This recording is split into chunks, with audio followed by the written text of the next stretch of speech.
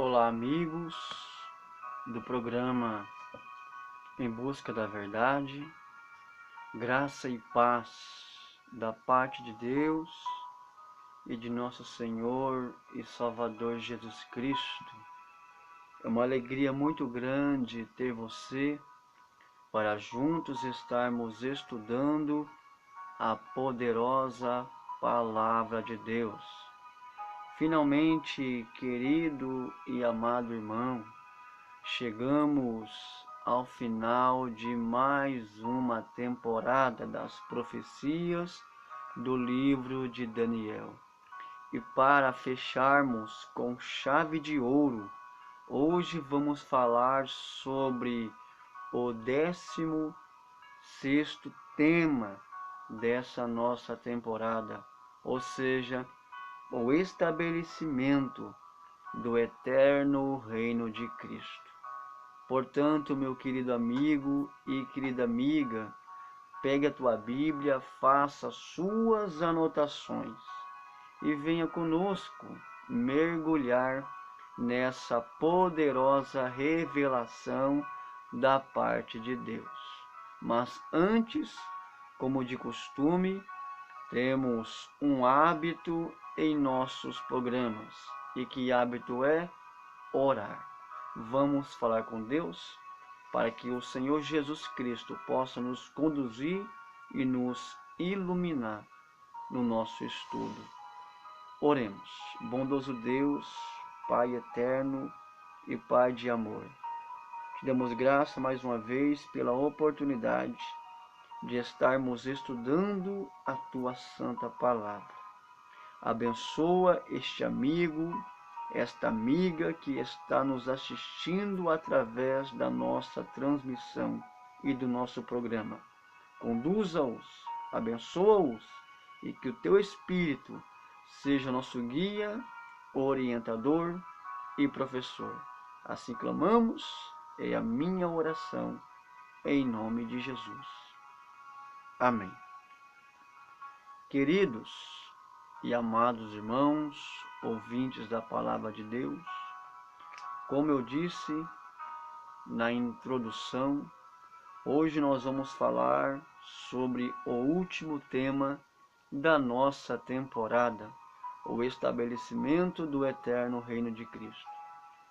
O capítulo 12, nós sabemos que é o capítulo no qual está contido o clímax, o desfecho para o desenrolar da história humana e seus últimos acontecimentos.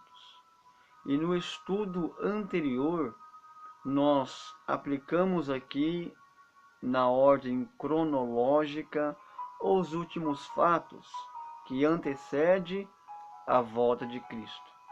Falamos que Deus, ele derramará da sua chuva serôdia e o evangelho de Cristo vai ser pregoado a todos os seres viventes. E após este evangelho ser pregado, então acontecerá um período na história que nós chamamos de o fechamento da porta da graça. Essa expressão, ela não aparece na Bíblia, mas o conceito, ele é verídico, porque baseando-se na parábola das 10 virgens e o que está escrito em Apocalipse capítulo 20 e o versículo 11, vai chegar um tempo em que a porta da salvação se fechará. Ou seja, Cristo, ele sai do santuário. Quem se salvou, e quem se perdeu, se perdeu. E hoje nós vamos dar sequência a este estudo. Falamos também sobre a angústia de Jacó, porque após o fechamento da porta da graça, o que acontece? Continua o imundo com as suas imundícias, e os santos que pratiquem cada vez mais a vossa santidade. Ou seja, os salvos nesse tempo, eles passarão por um período de angústia, porque eles não sabem que foram salvos. O Espírito Santo de Deus vai se retirar da terra, porque a principal função do Espírito Santo de Deus é convencer o ser humano do erro e do pecado. Como fechou a porta da graça, Jesus saiu do santuário, findou todas as chances de salvação. O Espírito de Deus vai se retirar. Quem se perdeu, se perdeu. E quem se salvou, se salvou. E então esse grupo de salvos, no qual não sabem que foram salvos, passarão pela angústia de Jacó, e a recompensa deles virá quando Cristo voltar com grande poder e grande glória. Falamos sobre isso semana passada. E hoje eu quero ler com você, meu amigo, Daniel capítulo 12 e o versículo de número 2. Olha o que diz a palavra de Deus. Daniel 12 e o versículo de número 2. E muitos dos que dormem no pó da terra ressuscitarão, uns para a vida eterna e outros para a vergonha e desprezo eterno. Pega a sua Bíblia aí, vamos lá para o Evangelho de João. Olha o que diz aqui, Evangelho de João, capítulo 5, e o versículo de número 28 e 29. A palavra de Deus nos diz: não vos maravilheis disso, porque vem chegando a hora em que todos os que estão nos sepulcros ouvirão a sua voz, e os que fizerem o bem sairão para a ressurreição da vida, e os que fizerem o mal para a ressurreição da condenação. Percebemos, querido e amado irmão, que Daniel e o próprio Cristo, eles estão mesclando e falando o mesmo assunto. E que assunto que eles estão falando aqui é a respeito da ressurreição. Porque haverá duas ressurreições no tempo do fim. Daniel fala, muitos daqueles que dormem no pó da terra, tanto Cristo como Daniel está fazendo aqui uma referência aos mortos, aqueles que morreram, aqueles que hoje estão no pó da terra. Ou seja, aqui, meu amigo, a Bíblia está desmascarando uma grande mentira que está sendo pregada por aí. E que mentira é esta? Eu vou revelar para você de que a alma ela é imortal. Pelo contrário, a alma ela é mortal. De acordo com Ezequiel capítulo 18, o versículo 4, a Bíblia diz: toda alma que pecar, esta morrerá. Ou seja, lá em Gênesis capítulo 2 e o versículo 7, ali está a formação da alma. E percebamos que Deus ele vai usar dois componentes. Deus usa o pó da terra, mas o fôlego de vida. Deus ajuntou ambos e ambos se tornaram uma alma. Ou seja, uma alma, a Bíblia fala que é um ser humano. É a própria pessoa, é o próprio indivíduo que Deus criou em Gênesis capítulo 2. Ou seja, esse negócio de que quem morre aparece ou se reencarna, enfim, isso são mentiras satânicas no intuito de promover o engano no meio do cristianismo. Ou seja, hoje, meu amigo, quem morre, seja ímpio, seja salvo, seja católico, espírita, budista, ateu, rico, pobre, enfim, não importa a classe social ou a sua religião. Quem morre hoje, a pessoa vai para o pó da terra, aguardando este exato momento que Cristo e Daniel está se referindo. Ou seja, Jesus e Daniel, eles estão falando sobre duas ressurreições que haverá no tempo do fim. A primeira ressurreição, no qual eu vou falar aqui, amigo, é aquela que vai acontecer na volta de Cristo. Lembra que eu falei logo no início da nossa transmissão que os salvos, após o fechamento da porta da graça, ou seja, Deus, Cristo vai sair do santuário e Deus ali naquele momento vai derramar as 7 pragas sobre o planeta e vai haver ali um período de angústia sobre os salvos que eles vão passar. E Jesus então ele vai voltar para dar a recompensa para esses salvos. E quando Cristo voltar, o que acontece?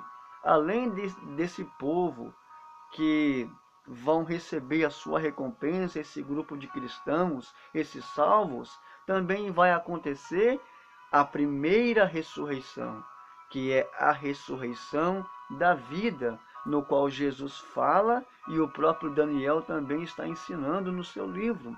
Ou seja, Jesus, ele volta. E o que acontece? Ele vai dar uma ordem e os mortos vão ser ressuscitados. E eles ressuscitarão transformados.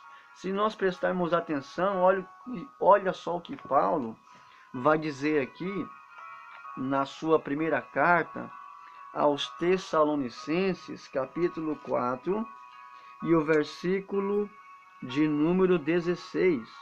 Paulo diz: porque o mesmo Senhor descerá do céu com alarido e com voz de arcanjo, e ao soar a trombeta de Deus, e os que morreram em Cristo ressuscitarão primeiro. Ou seja, a ressurreição da vida, no qual Cristo e o próprio Daniel está falando, é aquela que vai acontecer com os salvos. Essa ressurreição é para aqueles que morreram em Cristo, é para aqueles que professaram a sua fé e que hoje dormem no Senhor e estão no pó da terra, aguardando este momento, o momento da ressurreição, no qual eles passarão pela transformação. Além disso, querido e amado irmão, na volta de Cristo, o que vai acontecer? Lembra que eu falei aqui sobre aquele grupo de cristãos que passaram pela angústia de Jacó e que na volta de Cristo eles vão receber a sua recompensa? E o que acontece com eles? Eles vão ser arrebatados. A palavra arrebatado significa levado, significa será tomado. E, de acordo com 1 Coríntios, capítulo 15, versículos 52 a 54, eles passarão por uma transformação. Ou seja, Jesus, ele volta. Ele vai dar uma ordem aos sepulcros. Os sepulcros vão se abrir e os mortos em Cristo, aqueles que morreram salvos, aqueles que professaram a sua fé em Jesus, ressuscitarão transformados. E na sequência, os vivos que aqui estiverem, ou seja, os salvos que passaram pela grande tribulação, que venceram a marca da besta, que venceram e que passaram pela angústia de Jacó, eles vão ser transformados no abrir e piscar de olhos, indo de encontro com Cristo entre nuvens. Olha o que Paulo ainda vai dizer no verso de número 17. 1 Tessalonicenses capítulo 4 e o verso de número 17. Depois nós, os que ficarmos vivos, seremos arrebatados juntamente com eles. Eles quem? Os mortos que ressuscitou. Lembra que os mortos ressuscitaram? O que acontece? Os vivos vão passar por essa transformação. Vou ler de novamente. Depois nós, os que ficarmos vivos, seremos arrebatados juntamente com eles, a encontrar o Senhor entre nuvens, e assim estaremos para sempre com o Senhor. Isso é o que vai acontecer, meu amigo, quando Cristo voltar. haverá dois grupos de pessoas: aqueles que ressuscitou e aqueles que foram transformados. E a partir deste exato momento, inicia-se um período na palavra de Deus que nós chamamos de milênio. Pega a sua Bíblia aí, eu vou ler com você, meu amigo, aonde está fundamentado a doutrina do milênio. Apocalipse, capítulo 20 e o versículo 4. Aqui está registrado a doutrina do milênio. Olha o que diz. Porque Cristo ele vai reunir esses dois grupos de pessoas, os salvos que ressuscitaram e também os vivos que foram transformados. Olha o que diz aqui.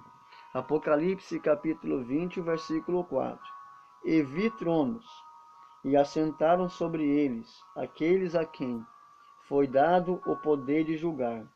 E vi as almas daqueles que foram degolados pelo testemunho de Jesus e pela palavra de Deus, os que não adoraram a besta, nem a sua imagem, e não receberam o sinal na sua testa e na mão, e viveram e reinaram com Cristo, quanto tempo?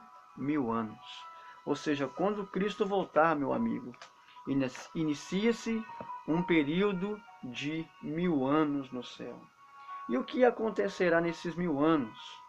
Ou seja, os salvos vão participar da ceia, das bodas do Cordeiro.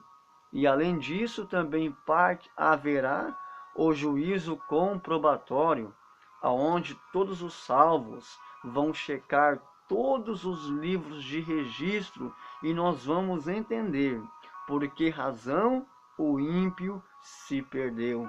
Porque hoje é dado a oportunidade e naquele momento, quando Cristo voltar e iniciar-se o milênio, todos os salvos vão checar esses livros e vão ver que todos tiveram essa oportunidade, mas infelizmente recusaram o Filho de Deus, não quiseram aceitar a salvação proposta pelo Senhor. E nós vamos entender que Deus está sendo justo em seus juízos. E todo o céu vai se maravilhar, vai exaltar a grandeza e o juízo de Deus. Queridos e amados irmãos, talvez você deve se perguntar: presbítero Cristiano, você até agora falou dos salvos. O que vai acontecer com os ímpios?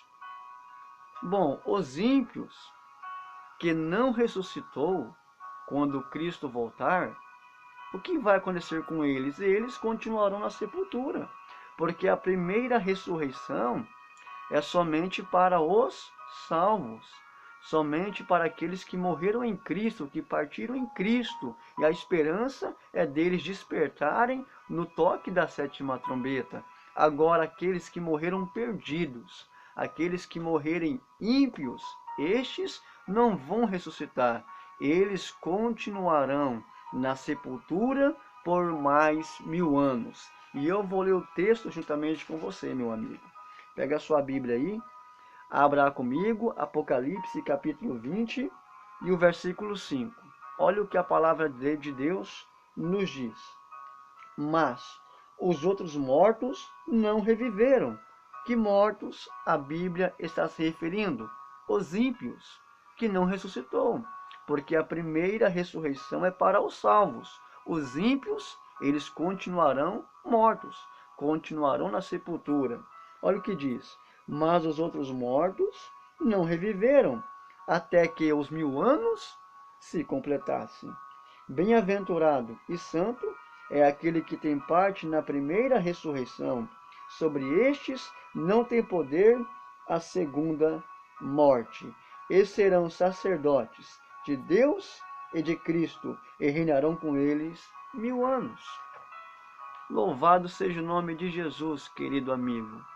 Ou seja, os salvos vão estar no céu e reinará com Cristo 1000 anos. Os ímpios, que não ressuscitou, vão continuar na sepultura por mais 1000 anos. Eles só vão ressuscitar na segunda ressurreição, que daqui a pouco eu vou estar comentando sobre ela. Agora, em relação aos vivos, aos ímpios que aqui ficarem, aqueles que estiverem vivos, o que vai acontecer com eles? Essa pergunta, meu amigo, eu não vou te responder. Eu vou deixar que a Bíblia me responda. Pega a sua Bíblia aí, vamos lá para a segunda carta de Paulo aos Tessalonicenses. Segunda carta de Paulo aos Tessalonicenses, capítulo 2, e o versículo de número 8. Olha o que diz: E então será revelado o iníquo, a quem o Senhor desfará pelo assopro da sua boca e matará pela manifestação da sua vinda. O que vai acontecer com os ímpios na volta de Cristo? Eles vão ser mortos pela manifestação da volta de Jesus. Porque lembra do anticristo? Que o anticristo ele vai fazer uma imagem, que o anticristo vai implementar um falso sistema de adoração e vai impor a adoração a todo o planeta no intuito de afastar essas pessoas da verdade, promovendo esse falso sistema de adoração. Ou seja, na volta de Cristo, o anticristo vai ser eliminado, vai ser fulminado, e junto com ele os seus seguidores, os portadores da marca da besta. Ou seja, esse texto que está escrito aqui na segunda carta de Paulo aos Tessalonicenses está relacionado ao anticristo e todos os seus seguidores, ou seja, os portadores que aderiram à marca da besta. E o que acontece com eles? Eles vão ser eliminados, vão ser fulminados pela manifestação da vinda de Cristo. Porque Cristo, ele virá com grande poder e grande glória, meu amigo, que eles não vão resistir. É por isso que os mortos ressuscitou transformados. É por isso que num abrir e fechar de olhos, os vivos salvos vão passar pela transformação. Agora imagine os ímpios que estiverem com um corpo carnal, um corpo corruptível pelo pecado, pela desolação. Eles não vão resistir à manifestação de Cristo. Ou seja, sabe o que vai acontecer com eles? Em Apocalipse, capítulo 6, dos versículos 14 a 17, João está descrevendo o cenário da volta de Cristo. E ali naquele momento, o próprio João está narrando a situação desesperadora dos ímpios. Ou seja, Jesus, ele virá com grande poder, com grande glória, que os ímpios vão correr de uma banda até a outra banda, vão se esconder nas cavernas, e muitos vão até dizer: Ei, monte, caia sobre nós, nos esconde da ira daquele que está sentado no trono e do seu cordeiro. Veja, João está descrevendo a situação no qual os ímpios vão se encontrar quando Cristo voltar. É isso que vai acontecer, meu amigo, quando Jesus ele vier, quando Jesus voltar, aliás. Os ímpios vão ser eliminados e os salvos estará no céu. E durante o milênio, além dos salvos participar das bodas da ceia do Cordeiro e também participar do juízo da comprovação, durante o milênio ainda, Satanás, ele estará preso juntamente com seus anjos. Ou seja, a prisão do inimigo é uma prisão circunstancial, porque como ele vai estar aqui nessa terra desolada, deserta, eu pergunto para você, quem é que o inimigo vai tentar? A resposta é ninguém. É por isso que a prisão dele é uma prisão circunstancial, porque não vai haver ninguém para ele tentar. Os salvos vão estar no céu, tanto os que morreram em Cristo, tanto aqueles que morreram em Cristo e que ressuscitou, tanto também como os salvos que estavam vivos e foram transformados, vão estar no céu, e os ímpios que estavam na sepultura vão continuar mortos, e os que estiverem vivos vão ser eliminados. E Satanás vai estar deserto, vai estar vagando essa terra aqui deserta, totalmente desolada, de acordo com o que diz os profetas Jeremias e Isaías. Enfim, meu amigo, aí o que acontece? Quando o milênio ele termina, aí sim, meu amigo, haverá a segunda ressurreição. A ressurreição no qual Cristo está falando, e também o profeta Daniel. A ressurreição da vergonha e o desprezo eterno, e também a ressurreição da condenação. Após o milênio, todos os ímpios ressuscitarão, mas eles ressuscitarão para serem condenados, porque vai haver o juízo final. Aqueles que estiverem no céu vão receber a sua recompensa. E que recompensa é esta? É uma cidade linda e maravilhosa. De acordo com João 14, 1 e 2, Jesus está preparando para nós. Então, os salvos, Jesus vai dar a sentença e eles vão desfrutar do gozo e das bem-aventuranças que Cristo está nos proporcionando. Agora, os ímpios, eles vão receber também o seu castigo, vão receber também os seus juízos.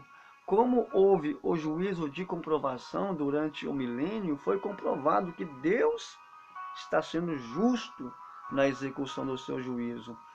E Deus então vai dar a sentença, de acordo com Mateus capítulo 25 e o verso 41. Apartai-vos de mim, malditos, para o fogo eterno. Ou seja, Deus deu a sentença. Mas saiba ainda o que vai acontecer. Após o milênio, Deus ainda vai descer a nova cidade, a nova Jerusalém. Deus vai estabelecer a sua cidade, a morada eterna, o lar futuro dos cristãos. E os salvos, então, após o juízo final, vai estar dentro dessa cidade.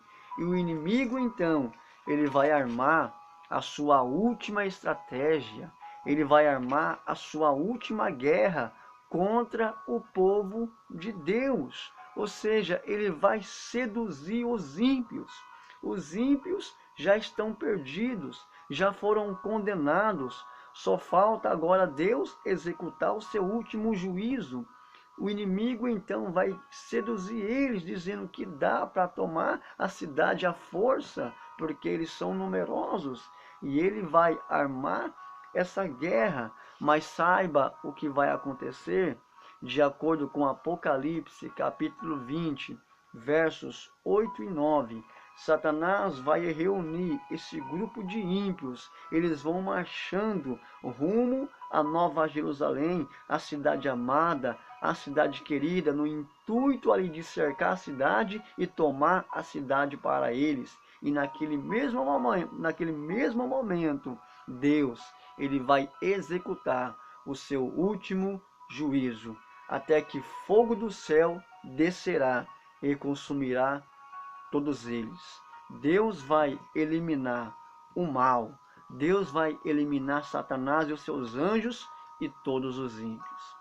De acordo com Malaquias capítulo 4, Deus, ele vai eliminar, destruir o mal, que não vai sobrar nem raiz e nem ramo, e o mal nunca mais vai subsistir, nunca mais vai ser levantado, e os salvos vão estar para sempre com Cristo na eternidade. É isso que vai acontecer, meu amigo.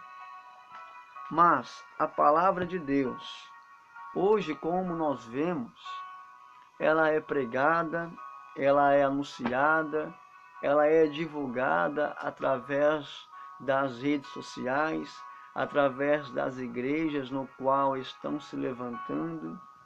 Enfim, o capítulo 12 de Daniel é o desfecho para esses últimos acontecimentos.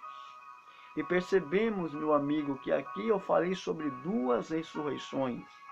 que acontecerá a primeira na volta de Cristo para a vida eterna e a segunda que vai acontecer 1000 anos depois, mas para a condenação eterna e desprezo eterno. Ou seja, a palavra de Deus hoje está sendo anunciada, está sendo pregada, e cada um de nós temos a chance, temos a oportunidade de aceitar Cristo, de receber a Cristo.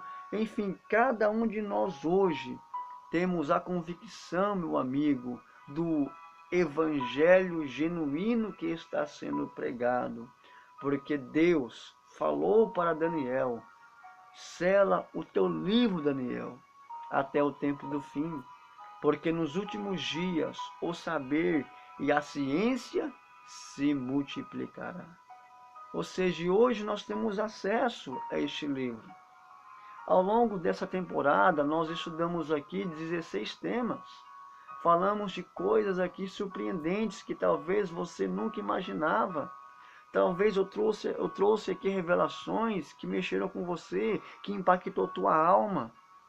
Eu digo para você neste momento, meu querido, aproveite a chance para estudarmos as profecias conosco.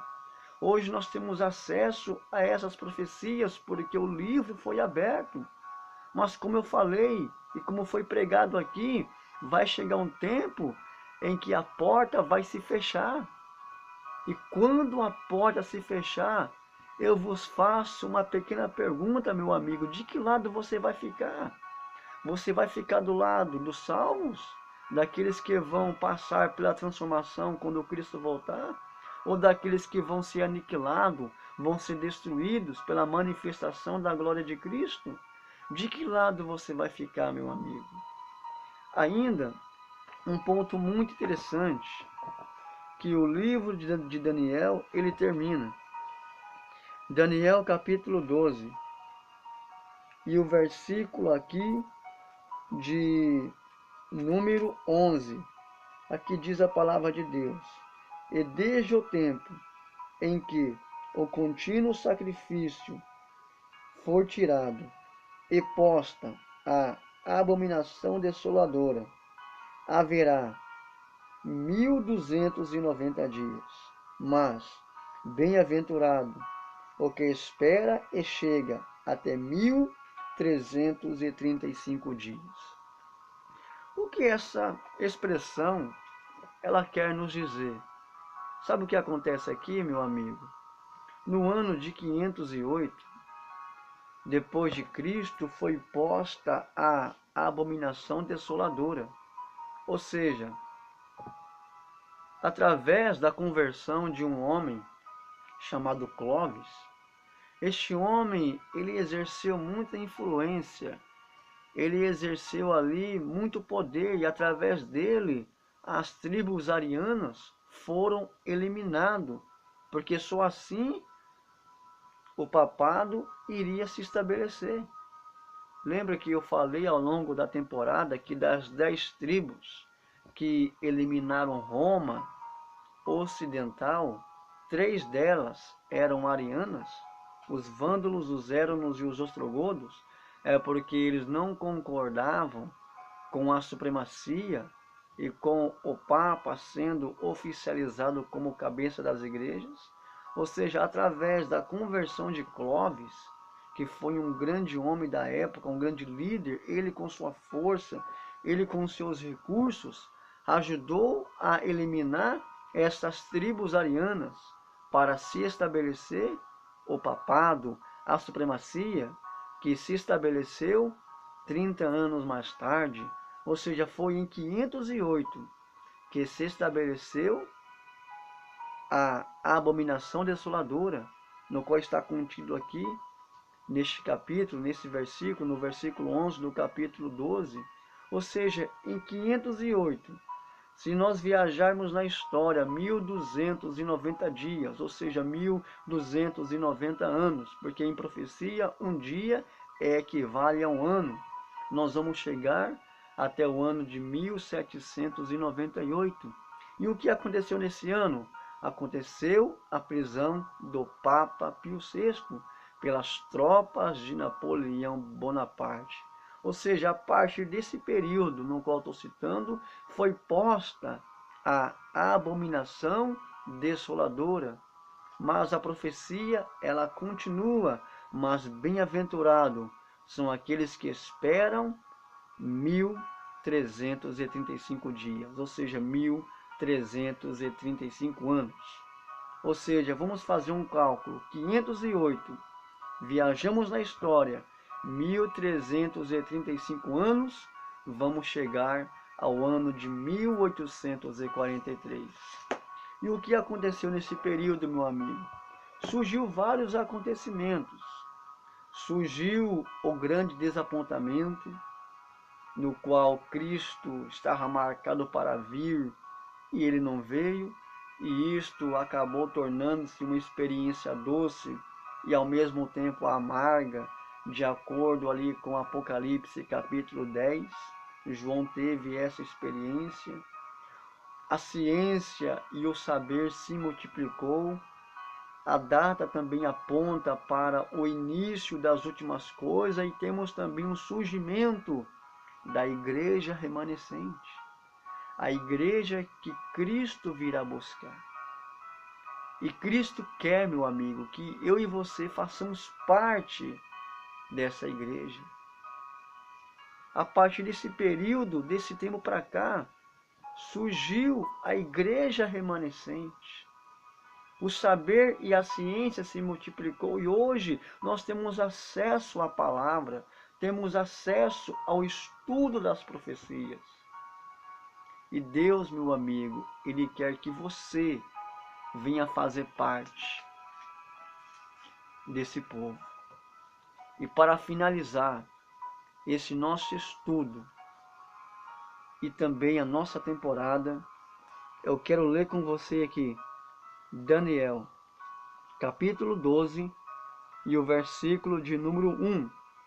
Diz assim a palavra de Deus: Nesse tempo se levantará Miguel, o grande príncipe, o defensor dos seus filhos e de seu povo, e haverá tempo de angústia, qual nunca houve, desde que houve nação, até aquele tempo. Mas aquele tempo será salvo o seu povo, todo aquele que for achado inscrito no livro. A pergunta que eu vos faço é: que livro é este que o profeta Daniel está fazendo menção no seu livro? Que livro é este que o profeta está descrevendo no capítulo 12? Sabe qual é, meu amigo? É o livro da vida. Deus, hoje, Ele está escrevendo um livro e Ele quer que o teu nome venha a estar escrito nele. Para que eu e você, nós, possamos herdar todas as promessas que a Bíblia nos propõe. Às vezes você se pergunta, mas o que eu tenho que fazer para que meu nome venha estar escrito nesse livro?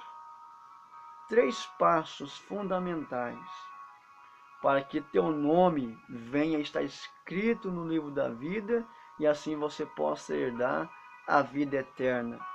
Primeiro, reconhecimento.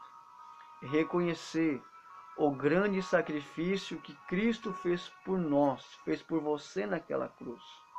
Porque nós estávamos destruídos pelo pecado, estávamos caminhando à perdição eterna, à morte eterna, mas Cristo nos redimiu disso e hoje nos concede o direito à nossa salvação.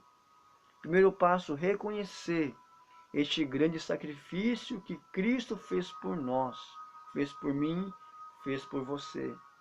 Segundo passo, aceitando a Ele como o único e suficiente Salvador de sua vida.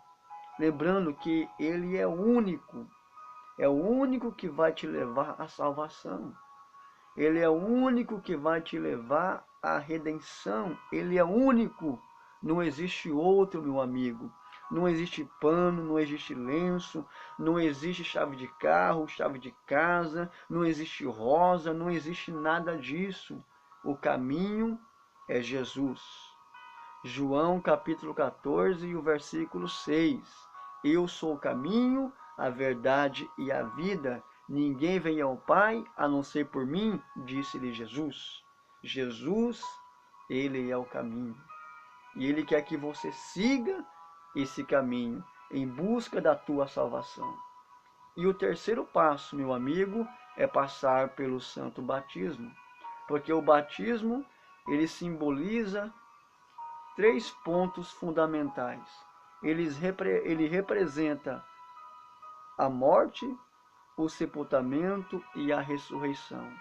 Cristo morreu, foi sepultado e no terceiro dia ressuscitou. Ou seja, você morre para o mundo, você morre para o pecado. Os seus pecados que foram mortos, eles foram sepultados no fundo das águas e você renasce para uma nova vida em Cristo. A palavra de Deus nos diz: quem crê e for batizado será salvo. Quando eu falo batismo, eu não estou me referindo ao batismo de crianças. Eu não estou me referindo ao batismo por aspersão ou infusão. Estou falando do batismo por imersão, porque a palavra imersão significa mergulhar nas águas, de acordo com o que Cristo fez. Este é o verdadeiro batismo bíblico que Cristo e os santos apóstolos nos ensinam na Bíblia. Este passo é muito fundamental para que teu nome, meu amigo, venha estar escrito nesse livro. Então, aproveite essa oportunidade. Tome hoje uma decisão. Não deixe para amanhã o que você pode fazer agora. Não deixe para amanhã o que você pode fazer hoje. Hoje a oportunidade bate na sua porta. Hoje a oportunidade fala ao seu coração. E aproveite, meu amigo, essa grande chance, essa grande oportunidade.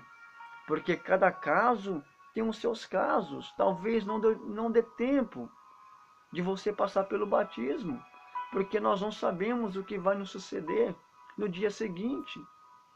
Por exemplo, quando você olha para o ladrão da cruz, o ladrão da cruz reconheceu Jesus, aceitou como Salvador e reconheceu seus erros e pecados. Mas, infelizmente, pela circunstância ou pelo modo no qual ele estava, não deu tempo dele passar pelo batismo. É óbvio, ele foi salvo, com certeza. Nesses casos, Deus abre uma exceção. Mas, se você tem a oportunidade de se batizar, tome hoje essa decisão, para que teu nome, meu amigo, venha estar escrito nesse livro, para que quando chegar o dia do juízo, Deus ele possa olhar o livro e ver que o teu nome esteja escrito nele, e assim você possa ir morar com ele na Nova Jerusalém. E a partir deste momento, Jesus, ele vai estabelecer o seu reino que não terá mais fim. Como eu disse, o mal vai ser eliminado, a tristeza também, a maldade também, Satanás vai ser eliminado, o mal vai ser cortado, não haverá nem raiz e nem ramo. Ou seja, Cristo, ele vai estabelecer o seu reino e o seu reino não terá fim. Quer tomar hoje essa decisão e fazer parte desse reino? Então inclina a tua cabeça, que eu quero fazer uma oração especial por você. Vamos orar? Vamos falar com Cristo. Bondoso Deus, Pai eterno, Pai de amor, te damos graça pela oportunidade de estarmos estudando o teu livro. Essa pessoa que está dando este passo, o pontapé inicial para que o nome dela esteja escrito no livro da vida. Abençoa grandiosamente e ser com a mesma, abençoando, segurando em suas mãos, Senhor Jesus Cristo. essa pessoa que está te aceitando, essa pessoa que fez um voto, que fez um compromisso de passar pelas águas do batismo, seja com ela. Assim clamamos, é a minha oração, em nome de Cristo Jesus. Amém. Amigo, você que tomou essa grande decisão, que o Senhor possa estar abençoando a sua vida. Continua firme, continua nesse propósito. Deus abençoe você que ao longo desses meses acompanhou os nossos estudos. Como eu falei, comentamos sobre 16 temas, falamos a respeito das profecias de Daniel, e que esses estudos, no qual passamos a você, meu amigo, que possa te encher de conhecimento, te encher de verdade, e cada vez mais nós venhamos a se apegar com essa santa palavra, porque só a palavra de Deus é o caminho para a nossa salvação. Só a palavra de Deus é a bússola para aqueles que andam perdidos. Então se apegue com a palavra de Cristo, se apegue com a palavra de Deus. Deus abençoe você, a você meu amigo católico, a você meu amigo evangélico, enfim, todos vocês. Lembrando que o meu compromisso aqui não é pregar religião e nem ensinar placas de igreja. O meu compromisso aqui é exaltar a Bíblia, cantar a Bíblia, louvar a Bíblia, para que assim, amigo, nós possamos obter o maior de todos os dons. Qual é? A vida eterna que Cristo está nos oferecendo. Deus abençoe você. Até o nosso próximo encontro. E que, se Jesus não voltar, meu amigo, até o nosso próximo estudo, em nome de Jesus. Deus abençoe, fique na paz, fique com Deus, em nome do Senhor Jesus. Deus abençoe grandiosamente.